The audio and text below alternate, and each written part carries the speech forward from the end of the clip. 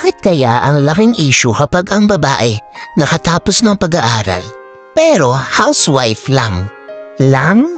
Nilalang mo talaga yung housewife? Ang hirap kaya nun.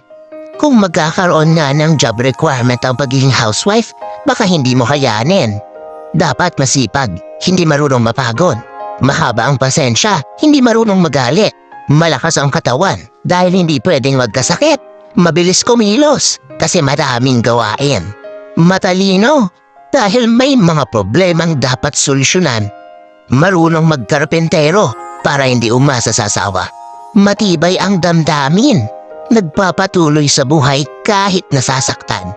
Malakas ang loob, kayang harapin ang anumang uri ng pagsubok.